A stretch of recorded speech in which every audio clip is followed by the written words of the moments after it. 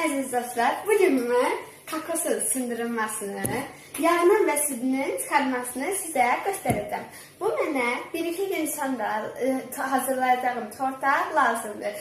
Ayrıca da bu tortun videosunu çəkib sizə göstərəcəm. İndi isə keçək sındırılmasına. Bunun üçün bizə lazımdır bir çəkic və bıçaq.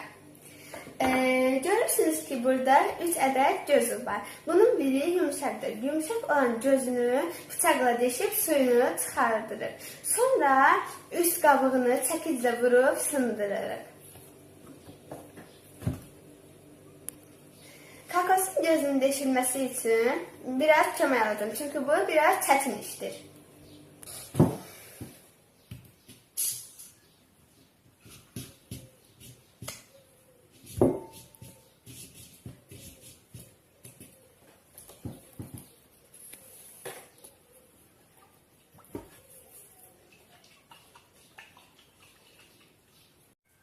İndi isə kokosun suyunu sütqəcdən keçirəcəm ki, təmiz olsun.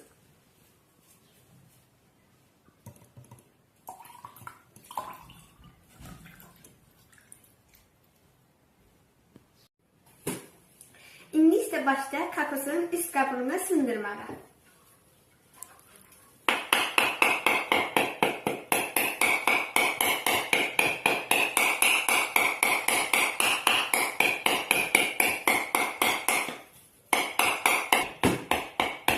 Bu maksimum 5 dəqiqə vaxt aparır.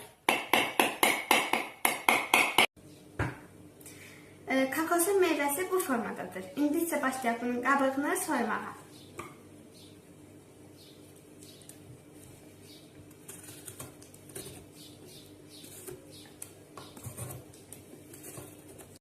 Kokosun qabığını soydum. İndi isə bunu su ilə yaxşı yuyacağım.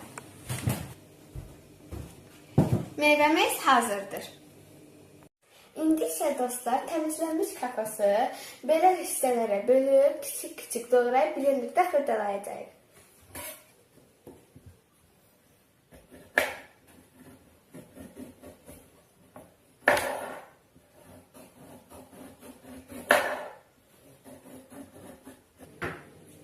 Mən kokosu doğramaq çətin olduğu üçün sütqəcdən keçirdim. İndi isə blenderdə xırdalayacağım.